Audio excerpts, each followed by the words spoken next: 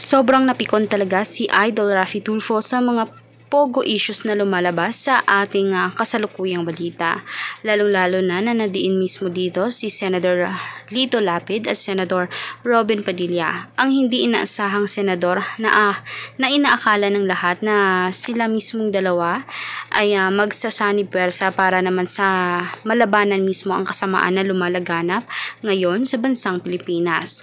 Unang-una na nga dito ang korupsyon. Susunod na rin ang pogo issue na ito na kung saan ang illegal gambling na ito ay talagang nagnanakaw ng pera sa sambayan ng Pilipino. Nangloloko at talagang marami na talagang mga inaalok na laro dito sa mga Pinoy. Pinapakitaan nila ng limpak-limpak na pera na kunwari ay makukuha ng Pinoy iyan kapag sila ay maglalaro o magdideposito, yun pala ay mapupunta sa kanilang sariling bulsa. Hindi na talaga magandang imahe ang ganitong mga senador sa ating bansa dahil sila mismo ang nagtuturo na maging masama o mas maging karapat-dapat pa ang magnakaw ang iilang mga kapwa-senador niya sa mga mahihirap na Pilipino na umaasa na lamang sa munting sweldo at kaunting kita.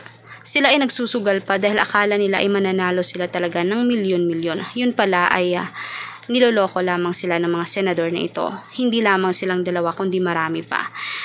Sa inyong mga kanetizen, ano nga ba ang inyong magiging suggestion dito o magiging komento?